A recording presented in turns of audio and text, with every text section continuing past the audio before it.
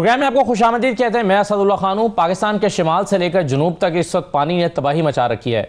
गिलगित बल्तिस्तान, खैबर पख्तूनख्वा, आज़ाद कश्मीर और फिर पंजाब में भी बारिशें हुई। पिछले दिनों में हमने देखा कि काफ़ी तबाही हुई थी और अब आज कराची की सूरत हाल काफ़ी मखदूश है। कराची के बेशतर इलाके इस वक्त पानी में डूबे हुए हैं।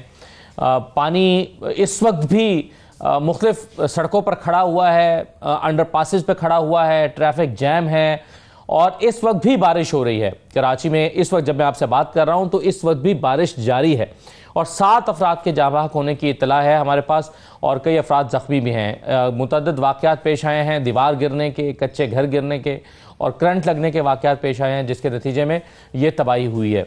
कराची में ये जो सूरत हाल है ये क्या गैर मुतवक्के है? क्या पहले से प्रेडिक्शन थी कि इस तरह की बारिश हो सकती है? क्योंकि कराची अक्सर देखा गया है कि बारिशों के लिए या ज़्यादा बारिशों के लिए या मामूल से ज़्यादा बारिशों के लिए तैयार नहीं होता। जो पानी का निकास है उसका मौसर निज़ाम मौजूद नहीं है। यही वजह है कि जब बारिश हो जाए मामूल से ज़्यादा तो फिर इस तरह की सूरत हाल पैदा हो जाती है। प्रोग्राम में इस पर शुरू में बात कर लेते हैं और फिर दीगर मौज़ूआत भी हैं जिस पर हमने गुफ्तगू आज करनी है। मैं सबसे पहले ज़रा अपने 92 के जो नुमाइंदे हैं उनकी तरफ जाऊंगा ताकि ताज़ा तरीन सूरत हाल कराची की हम जान सकें। फ़रीद आलम साहब हमारे साथ मौजूद हैं। फ़रीद आलम साहब, 7 अफराद के जाँ बहक होने की इत्तला है। मजमूई तौर पर सूरत हाल कराची शहर में इस वक्त क्या है? कौन कौन से इलाके ज़्यादा बारिश से मुतासिर हुए हैं, जहाँ पर पानी खड़ा है, ट्रैफिक जैम है, और क्या कोशिशें हो रही हैं इस वक्त पानी के निकास के लिए? जी बिल्कुल, कराची में आज सुबह बारिश का सिलसिला शुरू हुआ। दोपहर 11 बजे तक तो कुछ ज्यादा बारिश हुई थी, 35-34 मिलीमीटर की बारिश हुई थी।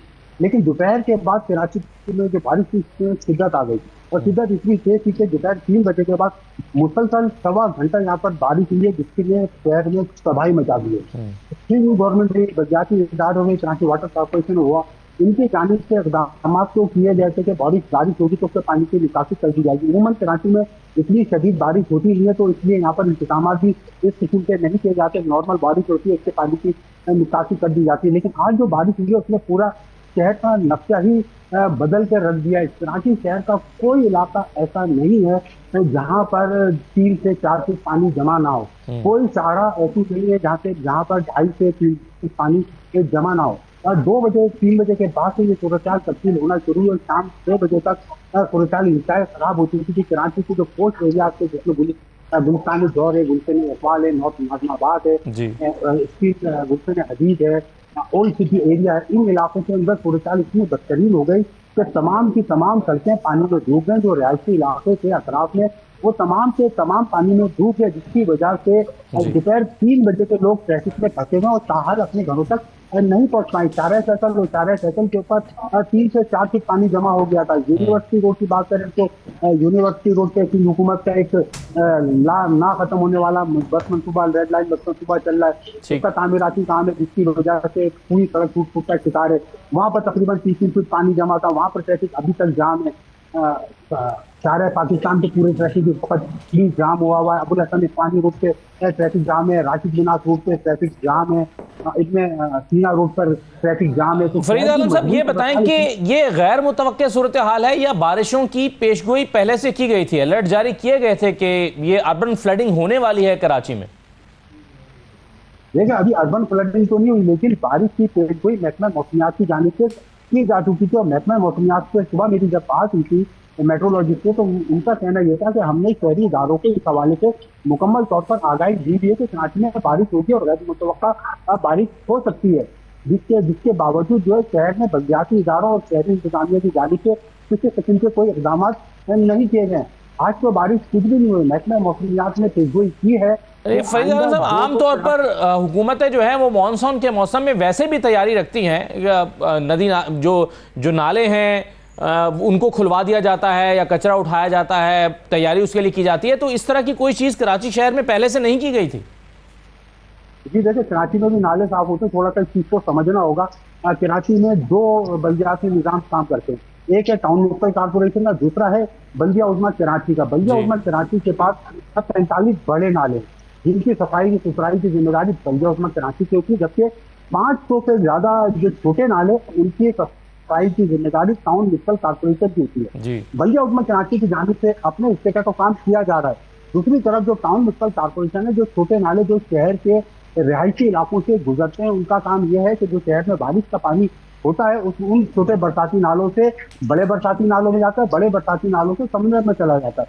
तो छोटे बरसाती नाले साफ नहीं किए गए, जिसकी वजह से तमाम की तमाम कराची के जो 25 टाउन है उनकी सुरक्षा इंतहा खराब। अच्छा जो ये चनेसर टाउन की अगर हम बात करें तो वजीर बल्दियात में सीधे सईद गनी साहब, उनके भाई के वहाँ पर टाउन चेयरमैन है, लेकिन चनेसर टाउन PCA का इलाका है, वहाँ की सुरक्षा को इंतहाई इबरतनाक है कि घरों के अंदर पानी भर चुका है। इसी तरह अगर हम आए गुलशन इकबाल टाउन में, तो गुलशन इकबाल टाउन जमात इस्लामी के ज़रिए इंतजाम टाउन है, वहाँ की सूरत भी इंतहा खराब है। नॉर्थ नाज़िमाबाद टाउन में जब हम आते हैं, नॉर्थ नाज़िमाबाद का टाउन भी जमात इस्लामी के, तो मजमूई तौर पर आप कह रहे हैं कि कराची पूरे का पूरा ही मुतासिर हुआ है या पूरे का पूरा डूबा हुआ, और आप कहते हैं कि अभी ज्यादातर सड़कों पर पानी खड़ा है, कहीं पर 2.5 फीट, कहीं पर 4 फीट, कहीं पर 3 फीट, और हम जो विजुअल देखते रहे हैं सारा दिन वो भी कुछ इसी नौयत के थे। फरीद आलम साहब, बहुत शुक्रिया आपका। सईद गनी साहब का आप जिक्र कर रहे थे, सईद गनी साहब से हमारी बात हुई थी, उन्होंने हमें शो में ज्वाइन करना था। हम कोशिश करते हैं, ज़ाहिर है उनकी मसरूफियत आज यकीनन वो मसरूफ़ होंगे चूँकि वो सूबाई वज़ीर बल्दियात हैं, लेकिन फिर भी हम कोशिश करते रहेंगे कि उनसे हमारा राब्ता उस्तवार हो जाए तो फिर हम उनसे कुछ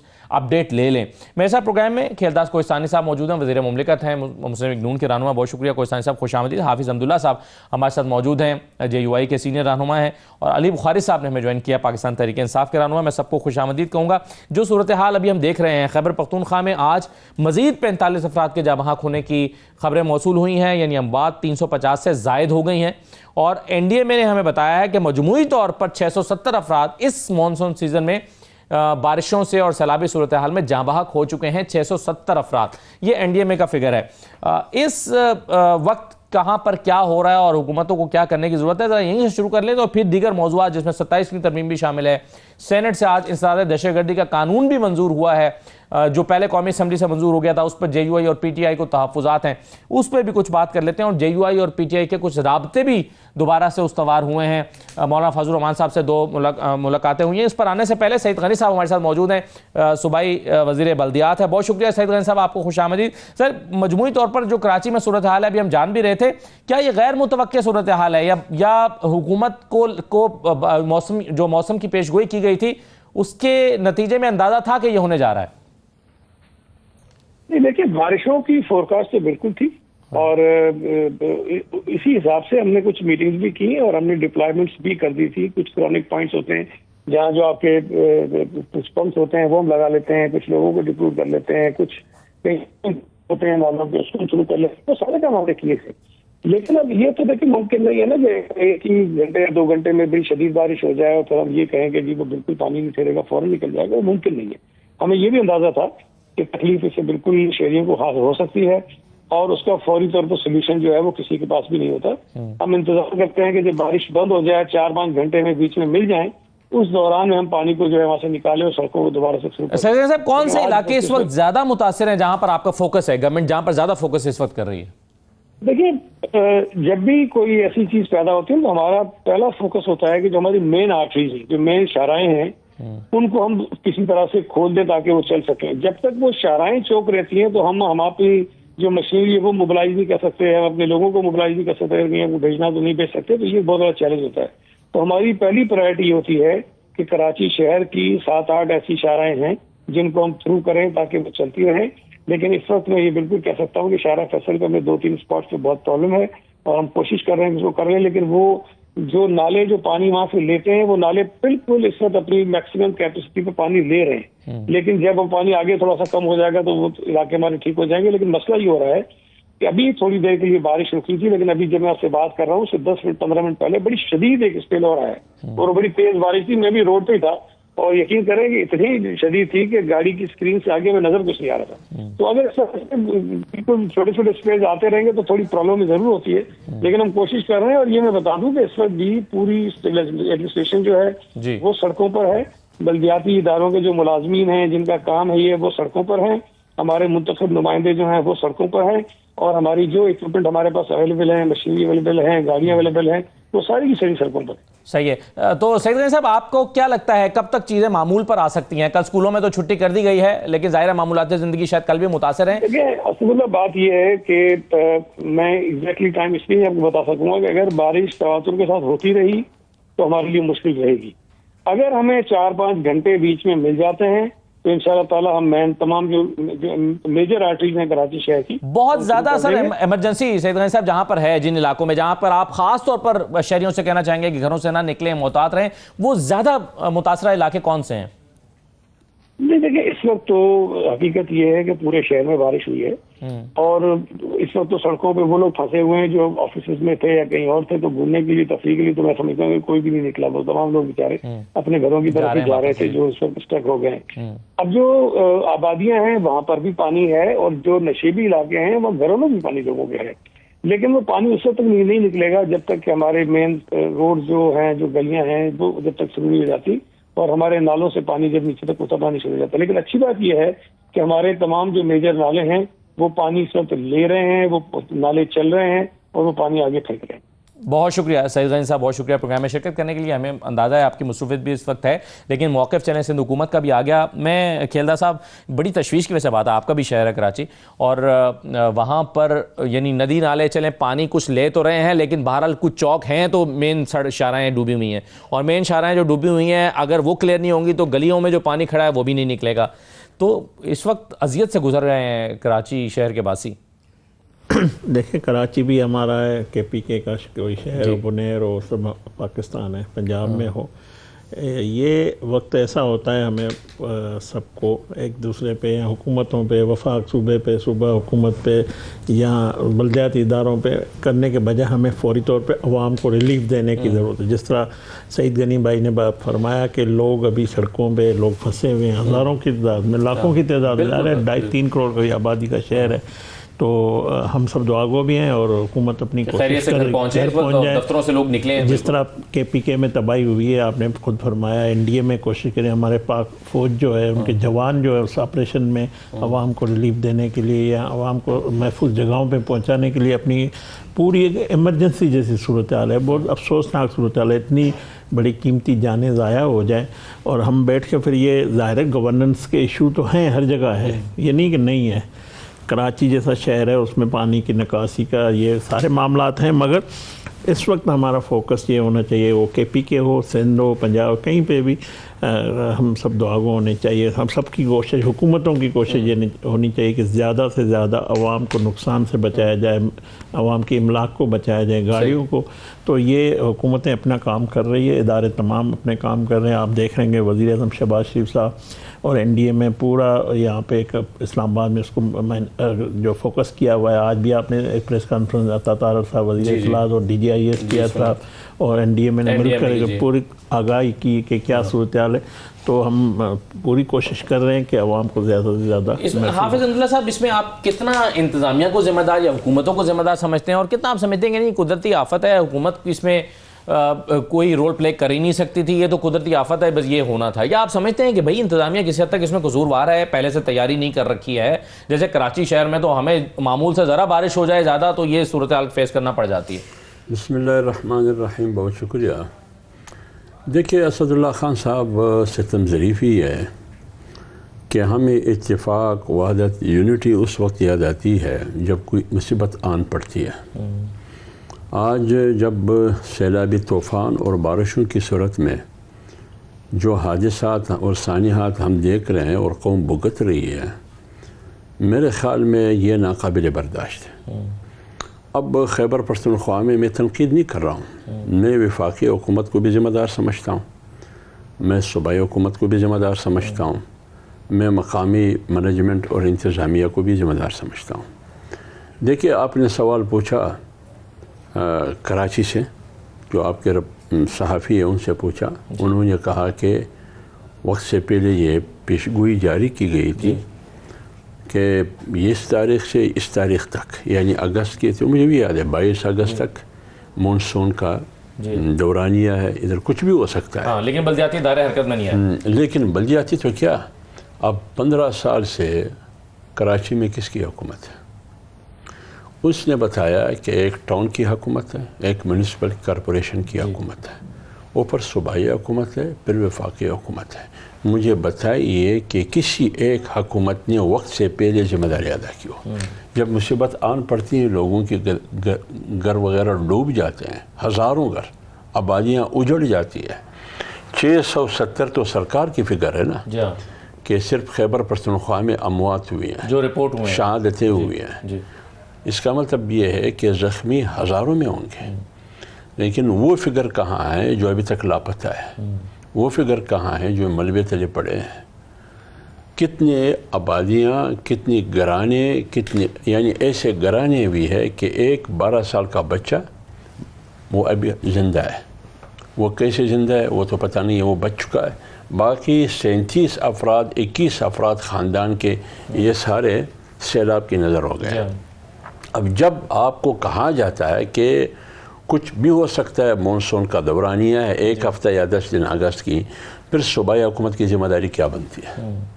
यानी सद्जवाब करना, लोगों को बचाना, महफूज जगह मुंतकिल करना, इमरजेंसी नाफिज कर देना। यानी एक स्कूल का हेडमास्टर उस्ताद बुनेर में या स्वात में वो 900 बच्चों को बचा सकता है, बचाने वाला तो अल्लाह है, लेकिन अगर वो हिफ्ज़ मा तक़द्दम, हिफाजती इंतज़ामात की क्या कैपेसिटी होगी कि बच्चों को यहाँ से उठा के उनका क्या जाओ महफूज जगह, कुछ भी हो सकता है। क्योंकि पहले जो सैलाब आया था गालिबन 2022 में या उससे पहले जो भी आया था, यही स्कूल डूब चुका था। तो उस टीचर को, उस मास्टर को, उस उस्ताद को पता याद था, लेकिन हुकूमत को याद नहीं है, वहाँ के नुमाइंदों को याद नहीं है। ख्वाह कौमी असम्बली का मेंबर हो या सूबाई असम्बली का, सूबाई हुकूमत है, वफाकी हुकूमत है, हाँ, जब मुसीबत आन पड़ती है लोग डूब जाते हैं। अपने मदद आपके साथ लोग पानी के अंदर जाके लोगों की बचाने की कोशिश करते हैं। हाँ, हम ये कर रहे हैं, हम वो कर रहे हैं, सूबाई हुकूमत वो कर, फिर प्रोटोकॉल लग जाते हैं, फिर वहां पे काफिले आने लगते हैं, फिर ये अब एक मैं कहता हूँ कि ये जो कुछ हो रहा है, ये इसका सजवाब पहले से होना चाहिए। सही। अभी तो आम आदमी भी आपसे ज्यादा खिदमत कर रहा है, ख्वाह कराची में हो या खैबर पख्तूनख्वा में हो, तो फिर हुकूमत का फायदा क्या? बिल्कुल सही है। इसमें हुकूमत ने कौन सी जिम्मेदारी अदा की है, मुझे बताइए। बिल्कुल ठीक है। देखिए, जब आपके लोग डूब रहे हैं तो आपके पास इमरजेंसी में हेलीकॉप्टर होनी चाहिए, आपके पास किश्तियाँ होनी चाहिए, आपके पास इसका अलग फोर्स होना चाहिए, आपके पास इमरजेंसी वसाइल होना चाहिए कि आप 1 घंटे में वहाँ पहुँच सके। जी जी। आपके पास कुछ भी अभी ये स्वात में जो सानिया हुआ था, जिसमें सियालकोट के लोग जांबाक हुए थे, वो जाहिर है ये एहतियाती तदाबीर, ये तो 18 बंदे हैं ना, 18 बंदे जी जी, तो आप उन 18 को ना बचा सके, न विफाक बचा सका, न सूबाई हुकूमत बचा सका। अब इसमें अली बुखारी साहब मसला ये है कि अगर पानी के रास्तों में तामीरात होंगी तो हुकूमत जिम्मेदार है, अगर वहां पर इमरजेंसी नाफिज नहीं होती पेशगोई होने के बावजूद तो हुकूमत जिम्मेदार है। अगर जहां पर कश्तियां होनी चाहिए तो, और वहां पर कश्तियां नहीं है, या जहां हेलीकॉप्टर होना चाहिए वहां पर हेलीकॉप्टर नहीं वक्त पर पहुंचा, रेस्क्यू इदारे नहीं पहुंचे, तो हुकूमत जिम्मेदार है। तो हुकूमतों को जिम्मेदारी तो अपनी लेनी चाहिए ना, चाहे वो खैबर पख्तूनख्वा की हुकूमत हो या चाहे सिंध की हो। जी, बिस्मिल्लाहिर्रहमानिर्रहीम। बिल्कुल असद भाई, आपकी बात ठीक है जी। इतने लोगों की जानें अगर जाती हैं और एक कुदरती आफत आती है तो इसके अंदर रिस्पॉन्सिबिलिटी तो लगानी पड़ेगी। अगर आप ये कहें कि जी रिस्पॉन्सिबिलिटी किसी के ऊपर भी ना डालें और कुदरती आफत थी और इसी तरह होगी, नहीं, ऐसे नहीं है। मैं बिल्कुल इस चीज़ से एग्री करता हूँ आपकी। उसका रीज़न ये है कि आप अगर, मैं 1 बाय 1 स्टार्ट करता हूँ उसका। आप अगर 1906 की GD शीट देखें, जब ब्रिटिश कॉलोनी थी यहाँ पर, तो आज भी सर्वे ऑफ पाकिस्तान के पास वो सारी चीज़ें पड़ी हैं। आप किसी एक सिटी को उठा लें, किसी एक गाँव को उठा लें, एक रिवर, फ्लो ऑफ वाटर, कितनी बारिश होती है, कितना उसका बेड है, लिखी हुई चीजें। उस पर अमल नहीं हो रहा ना। मैं कहता हूँ छोड़ दें आप, फॉर फ्लंग एरियाज तो छोड़ दें, इस्लामाबाद के अंदर आ जाएं। एक नाला कुरंग जो आपका मेन रिवर है, सो वहाँ आपका 600 फुट, 200 फुट, 400 फुट बेड लिखा हुआ है कि this is the extreme water, जहाँ तक आएगा। पानी तो बाहर नहीं गया, आपकी आबादियाँ उनके अंदर आ गई, ठीक है। अब उसके अंदर ADCR हो, DC हो, ADCG हो, कलेक्टर हो, जो कोई मर्जी हो, सब रजिस्ट्रार हो, दे आर रिस्पॉन्सिबल। नंबर 1, दुनिया में और भी शहरों में आता है सैलाब। फॉर एग्जांपल, आपने अमेरिका में ह्यूस्टन की एग्जांपल दी, टेक्सास की। मैं खुद देख के आऊँ, टेक्सास में जो सिटी के अंदर जहाँ पर पानी आता है वहाँ पर उनके घर 600 फुट ऊंचे बने हुए हैं, नीचे से वाटर फ्लो की जगह बनी हुई है, पानी के छोड़ने की जगह रखी हुई है, लॉज बने ना, उसमें अमल दरामद हो रहा है। नंबर 2, कुदरती आफात समटाइम्स आती हैं जिनको आप जो हैं डेफिनेटली इंसान के बस से बाहर हैं। फॉर एग्जांपल क्लाउड ब्रस्ट हो गया, एकदम बहुत चीज़ें, ग्लेशियर बहुत ज़्यादा पिघल गया। अब 2 चीज़ें हैं हमारे पास, 2 अदारे हैं, एक NDMA है, एक मेट ऑफिस है। NDMA का काम कतन ये नहीं है कि वो खाली बता दें आके कि जनाब बहुत ज़्यादा बारिश होगी, घर से बाहर ना निकलें। ये इसके लिए तो मेट ऑफिस ही काम बस करता था हमें, इसके लिए तो हमें मौसमियात का दफ्तर ही बस करता था। ये आपके पीछे बना हुआ है, यहाँ पर पूरा ग्लोब है इतना बड़ा, वो बता देते हैं कितनी बारिश होगी कितनी नहीं होगी। नहीं, NDMA का मकसद है बेसिकली नेशनल डिजास्टर मैनेजमेंट, एक अथॉरिटी और बहुत अमीर अथॉरिटी है। आपका जब भी कोई बाहर से डेलीगेशन आता है आप सबसे पहले वहाँ लेके जाते हैं। प्राइम मिनिस्टर हफ्ते में 2-2 चक्कर लगाते हैं। नहीं, मगर आफत आने से पहले या बारिशों से तबाही होने से पहले एनडीएमए ने क्या करना होता है? ये मैं बता रहा हूँ, ये दिस इज द क्वेश्चन। ये एनडीएमए आज का नहीं बना हुआ, ये जब जलजिला आया था 2005 में पाकिस्तान में, तो ये लॉस तो नहीं ना बनाने के यहाँ घर बनेंगे या नहीं बनेंगे, ये तो सूबाई हुकूमतों ने बनाने ना। यहाँ पर सर करप्शन करके पानी के रास्तों में जो घर बना लिए जाते हैं। भाई वो बात मैंने एक साइड पे रखी, अब आप रिस्पॉन्सिबिलिटीज के ऊपर आ जाए। ठीक है, रिस्पॉन्सिबिलिटीज पे आएंगे आपको, तो आपको सबसे पहले पता चलेगा कि एनडीएमए बहुत बड़ा इदारा है, बहुत हैवी बजट है इसके पास, इंटरनेशनल भी बहुत ज़्यादा इसको स्पॉन्सर होती है। लेकिन आज मुझे पता चला 2005 से लेकर 2025 में कि हमारा कोई भी प्रॉब्लम आ जाती है, कुदरती आफत आ जाती है, हमारे पास टेम्परेरी कैंप स्ट्रक्चर नहीं है, हमारे पास कंक्रीट स्ट्रक्चर नहीं है, हमारे पास मोबाइल किचन, गाड़ियों से आगे चली गई चीज़ें, मोबाइल किचन्स नहीं है, हमारे पास जो है मोबाइल हॉस्पिटल नहीं है, हमारे पास मोबाइल फूड सप्लाई नहीं है, हमारे पास हेली सर्विसेज नहीं है। ये देना एनडीएमए का काम है। उनको पता होना चाहिए 4 प्रोविंसेस 5 प्रोविंसेस में एकदम इमरजेंसी आ गई है ना, यहाँ इमरजेंसी आती है, हमें लेके कहाँ जाओगे आप? किसी स्कूल में रख दोगे या कहीं बांधोगे? बिस्तरे कहाँ से लाओगे आप? कपड़े कहाँ से लाओगे? फूड कहाँ से लाओगे? ये काम होता है आप कह रहे हैं एक से ज्यादा इदारे और हुकूमत जिम्मेदार है। ये बता देना, मुझे भी पता चल गया था, आपको भी पता चल गया था कि इस दफा जो है हर दफा से ज्यादा मानसून बारिश आएगी। इससे आगे चले जाते हैं। अब नंबर 2 चीज, एक तो ये आ गई कि हमारा अदारे का काम है, उसके वो करना है और उसकी वो रिस्पांसिबिलिटी है, उनका काम खाली मुतला करना नहीं है। चलिए मैं इस पे बिल्कुल ठीक है, आगे आ जाते हैं रेस्क्यू 1122 तमाम जो रेस्क्यू के इदारे। अब रेस्क्यू को, अब मैं देखें ना, आपकी बिल्डिंग है, अब मैं आपके 5th फ्लोर पे बैठा हूँ, मुझे यकीन है कि आपका खुदा ना खाता यहाँ कोई हादसा होता है, हमारे पास फायर ब्रिगेड के इतना भी नहीं होगा कि आप इस्लामाबाद की बात करो कि 5 फ्लोर पे पहुंचे तो 57 फ्लोर्स की बिल्डिंग्स बनी है, खुदा खास्ता कोई हादसा होता है तो कैसे रिस्पॉन्सिबल? बिल्कुल सही है। चलिए मैं एक छोटा सा ब्रेक ले लेता हूँ, ब्रेक के बाद वापस आते हैं। जरा 2-3 चीज़ें जिसका मैं शुरू में जिक्र कर रहा था कि एक तो सेनेट से इंसदाद दहशतगर्दी का जो कानून है वो मंजूर हो गया है, पहले कौमी असम्बली से मंजूर हुआ था, जिसमें किसी भी शख्स को 3 माह तक हिरासत में रखा जा सकता है या हिफाजती हिरासत में लिया जा सकता है। इस पर JUI को, पाकिस्तान तहरीक इंसाफ, दोनों जमातों को बड़ा एतराज़ है। इस पे बात करते हैं। JUI और PTI के राब्ते बहाल हो गए हैं, तो ये क्या हो रहा है? ब्रेक के बाद वापस आते हैं।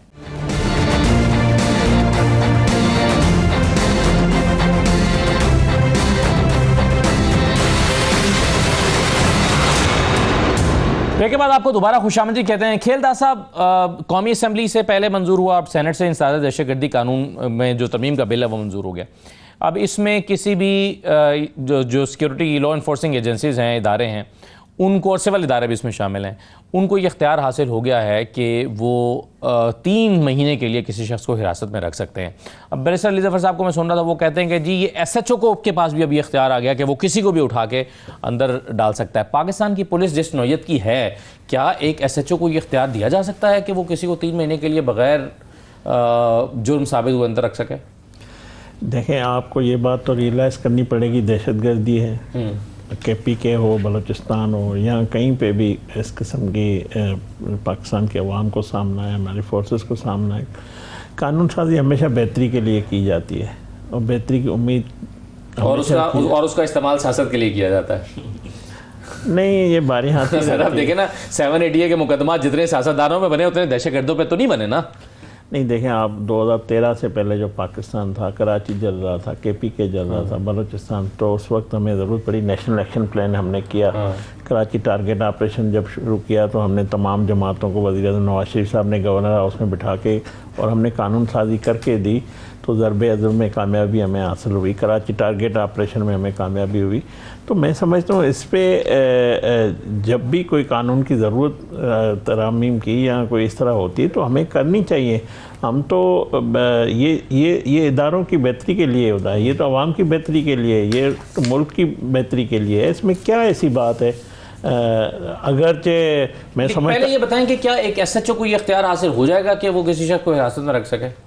SHO वैसे भी पाकिस्तान में उठा लेते हैं ना, नहीं उठाते हैं क्या? वाह वाह वाह वाह, आप कह रहे हैं वैसे भी उठा लेते हैं, तो चूंकि उनको आप क्यों ना उनको कानून तहफ़्फ़ुज़ हासिल हो जाए। ये तो उससे जो मिसिंग पर्सन दे तो बेहतर है ना। मिसिंग पर्सन फिर वो उसको जो है ना गलत इस्तेमाल भी करते हैं। देखिए, जो भी बंदा इसमें मुल्क के ख़िलाफ़ दहशतगर्दी या इसमें मुलव्वस है, उसको ज़ाहिर है कुछ पनिशमेंट तो मिलेगी ना, उसके लिए कोई रास्ता तो निकाला जाएगा। मेक श्योर कर रहे हैं आप कि इसका गलत इस्तेमाल नहीं होगा? नहीं, मैं समझता हूँ कानून जो है, मैं तो कह रहा हूँ कि हमारी बेहतरी के लिए होते हैं। क्या आपने इसमें कोई ऐसी शक रखी है कि अगर कोई SHO या कोई शख्स किसी को गलत उठा लेगा तो उसकी क्या पनिशमेंट कानून होगी? सबके लिए है, हर किसी के लिए। नहीं, अगर इस कानून का इस्तेमाल करते हुए एक ऑफिसर जो है वो किसी आम ऐसे आदमी को उठा लेते हैं जो बाद में साबित होता है कि इसको गलत उठा लिया गया जो था। कानून हाथ में लेगा वो SHO या मैं हूँ या आप हो, वो उसके लिए कानून। चले हाफिज साहब, क्या तहफ़्फ़ुज़ात हैं आपकी जमात के इस कानून पे? देखिए, बात ये है असदुल्ला खान साहब, भाई ने कहा कि कानून बेहतरी के लिए होता है। बेशक पार्लियामेंट का काम और सीनेट का यही काम है कि वो कानून साजी करे, सही। लेकिन कानून साजी कौन सा पार्लियामेंट? जो हकीकी पार्लियामेंट, पहले तो पार्लियामेंट पर सवालिया निशान है, हुकूमत पर सवालिया निशान है कि ये अवामी मैंडेट की हामिल हुकूमत है या पार्लियामेंट है या नहीं, एक बात। दूसरी बात ये, इसके इख्तियार में कानून साजी कितनी हद तक उनके पास इख्तियार है, ये आपको भी मालूम है, मुझे भी मालूम है। इनके हाथ में थमा जाता है कि आज ये करो, अंगूठा लगाया जाता है। तीसरी बात ये, कानून बेहतरी के लिए होता है तो जब आइन के मुताबिक हो। जब कानून आइन के मुताबिक ना हो फिर वो कानून कैसे बेहतरी के लिए? एक गलत रास्ते से आप आ रहे हैं, गैर उसूली रास्ते से आप आ रहे हैं, नाजायज़ तरीके से आप आ रहे हैं, क्योंकि हर वो कानून जो आइन के ख़िलाफ़ हो वो गैर उसूली है। ये कानून कैसे आइन से मुताबिक है? वो आइन के आर्टिकल के ज़ेरी जो शुकूक है 1 और 2, जो कानूनी माहिरीन उसकी मेरे ख्याल में शायद अली भाई साहब बता सकते हैं, इसकी तशरीह कर सकते हैं कि आर्टिकल 10 के कैसे खिलाफ है ये। लेकिन इतना मैं कह सकता हूँ, इसको कोई रद्द नहीं करेगा कानूनी माहिरीन माशवाए अज़म नज़ीर तारड़ के। बाकी सारे कानूनी माहिरीन कहेंगे कि ये आइन के आर्टिकल 10 के खिलाफ है, एक बात। तो आइन के खिलाफ हुआ, तो जब आप कानून आइन के खिलाफ बनाते हैं तो ये कहाँ कानून है जिससे बेहतरी आएगी? इससे तो और गड़बड़ पैदा होगी, इससे तो और इंतशार और अफरा-तफरी पैदा होगी, इससे तो दहशतगर्दी में इजाफा होगा, कमी नहीं आएगी। और ये सन 1997 की इंसदादी दहशतगर्दी का एक्ट है, आज फिर आपने उसको इआदा किया, उसका फिर आपने उसमें तरमीम करके फिर पास कराया। इसी किस्म के कानून जो आपने पुलिस की बात की, इसी किस्म का कानून तारीख़ की किताबें हमने पढ़ी है, या आप जैसे या भाई जैसे कानूनी माहिरीन, तारीख़ी माहिरीन से जो हमने सुना है या हमने पढ़े, कायद-ए-आज़म ने इस किस्म की कानून की मुखालफत की थी गालिबन 1918 में या 1919 में। वो भी इख्तियार दिया गया था पुलिस को कि जब भी आप किसी को उठा सकता है बग़ैर वारंट गिरफ्तारी और बग़ैर जुडिशल ट्रायल के आप उठा सकते हैं। तो कायद-ए-आज़म ने एहतजाज भी किया, उसको मुस्तरद भी किया, और उस वक्त की अंग्रेज़ असम्बली से जो अंग्रेज़ी हुकूमत की सरपरस्ती में, ब्रिटिश हुकूमत की सरपरस्ती में चल रही थी, उस असम्बली से इस्तीफ़ा भी दिया। आज सामने डिप्टी चेयरमैन सीनेट के माथे पर कायद-ए-आज़म का तस्वीर लगा है, कौमी असम्बली में सदर आया सादिक के ऊपर कायद-ए-आज़म की तस्वीर लगी है। उसी कायद-ए-आज़म के नज़रियात के ख़िलाफ़ कानून साजी हो रही है। अब आप बताइए, जब कायद-ए-आज़म के नज़रियात के ख़िलाफ़ भी हो कानून साजी, आइन की रूह के ख़िलाफ़ भी हो, फिर तो वो कैसे सही हो सकता है? कानून कैसे सही हो सकता है? उसके ज़रिए बेहतरी कैसे आ सकती है? बिल्कुल सही है। अली बुखारी साहब, क्या वाकई आइन से मुतसादिम है ये जो कानून साजी हुई है? जी बिल्कुल, ये आइन से मुतसादिम है जी, और ये खाली आपका फंडामेंटल राइट जो है उससे मुतसादिम नहीं है, जो आपका पूरा चैप्टर है जो कॉन्स्टिट्यूशन के अंदर आता है, आर्टिकल 8 से लेकर आर्टिकल 28 तक, ये उसके भी मुनाफी है। अब पूछिए कैसे? इशू ये है कि 10 और 10A 18th अमेंडमेंट में ऐड किया गया था फेयर एंड ट्रायल और जस्टिस को एक उसके मुताबिक करने के लिए कि किसी के साथ ज़्यादती ना हो और फेयर ट्रायल दिया जाए सबको। फेयर ट्रायल का कॉन्सेप्ट तो ख़त्म कर दिया आपने, उसका कॉन्सेप्ट कहाँ रह गया? आपको उठा के ले जाते हैं, मुझे उठा के ले जाते हैं, 3 महीने बाद कहते हैं ओह यार अच्छा गलती से ले गए। तो माने ना तो उसके बाद क्या माने ना कि दहशतगर्दी के इस वक्त गैर मामूली हालात है पाकिस्तान में, इसका सामना पाकिस्तान को करना पड़ रहा है। अगर इस किस्म की सूरत हाल का सामना दुनिया की बड़ी जमहूरियतों को करना पड़ रहा होता, अमेरिका को या बरतानिया को, तो आप सोचें कि वहाँ पर क्या कुछ हो रहा होता। देखिए असदुल्ला भाई, 1997 का ये कानून बना, इसमें अमेंडमेंट्स आती रही, और हमारे पाकिस्तान के सुप्रीम कोर्ट के चीफ जस्टिस खोसा साहब ने इसके ऊपर एक जजमेंट दी कि यार जिसका दिल करता है पुलिस जो है उसको उठा के दहशतगर्दी वाले इसमें डाल देती है, जाती दुश्मनियों पे भी लोगों को दहशतगर्दी डाल देती है। उन्होंने एक चीज़ डिफाइन की कि ये टेररिज्म है, उसकी डेफिनेशन क्या है और टेररिज्म एक्ट क्या पर एप्लीकेबल होगा। ये जो आपस में भी लोग मारे जाते हैं, कत्लो गारत हो जाती है दुश्मनी में, ये लोग दहशतगर्दी में आता है या नहीं, हर चीज़ डिफाइन करके सुप्रीम कोर्ट ऑफ पाकिस्तान ने दी। ये एक्ट उसके भी मुनाफी है। ये जो बेसिक थीम ऑफ द आपने एंटी टेररिज्म की रखी थी ये उसके भी मुनाफी है। ये तो स्पेसिफिकली सर, लेकिन मेरा सवाल ये है कि दहशतगर्दी के गैर मामूली हालात में आपको गैर मामूली कानून साजियां नहीं करनी पड़ेगी। गैर मामूली हालात की मुझे एक बात बता दें, गैर मामूली हालात तो सारे पाकिस्तान में, क्योंकि इस्लामाबाद में सबसे ज़्यादा दहशतगर्दी के पर्चे चल रहे हैं पूरे पाकिस्तान के हवाले से। सबसे ज़्यादा दहशतगर्द तो फिर इस्लामाबाद में पाए जाते हैं, क्योंकि सारे पीटीआई के जितने भी रुकन हैं सबके सबके पीटीआई के मेरे समेत बैठे होते हैं। आप सुबह जाके कॉज लिस्ट देखें कोर्ट की, उसमें अगर 15 केसेस होंगे तो 14 पीटीआई के होंगे। यार this is not for that purpose. आप इसलिए तो नहीं बनाते ना कि लॉ के आप अपने सियासी मुखालफिन को जो है स्नबिंग करें और उनको जो है स्क्रू अप करें। कह रहे हैं कि अब मिसिंग पर्सन होने से मिसिंग पर्सन की बात पे आ जाता हूं, मिसिंग उससे तो बेहतर ही है ना, मिसिंग पर्सन पे आ जाता हूं। नहीं एक बात है, अब एक बात है, मिसिंग पर्सन की बात है। इस कानून से पहले जो हजारों लोग मिसिंग है उसका क्या होगा? और फर्दर मुझे ये बता दें, अच्छा मिसिंग पर्सन के ऊपर आप एक लॉ लेकर आके मिसिंग पर्सन का जिस सूबे में सबसे ज्यादा कॉन्सेप्ट है, जिसके अंदर सबसे ज्यादा प्रॉब्लम्स हैं, जो बहुत ज्यादा प्रॉब्लमेटिक, वो पहले इसको तो हल कर लेना, पहले वहां तो इम्पोज कर लेना इसको। तो मैं वहां पर तो आपने इम्पोज नहीं करना, ये आपने सारा का सारा पूरे का पूरा जनरल लॉ जो है, क्योंकि स्पेशल लॉ है ना, देखें जब आपका स्पेशल लॉ आता है तो वो जनरल लॉ को प्रिवेल कर जाता है। आपका जो स्पेशल लॉ है वो चलेगा, इसके बाद जिसको मर्जी थानेदार उठा के ले जाए। तो आपका जो 24 आवर्स में आपने पेश करना बिफोर द मैजिस्ट्रेट, वो कॉन्सेप्ट कहाँ गया? सो आप समझते हैं कि ये फेयर एंड फ्री ट्रायल का तो कॉन्सेप्ट ही खत्म हो गया। बिल्कुल सही है। तो एक छोटे से ब्रेक के बाद वापस आते हैं।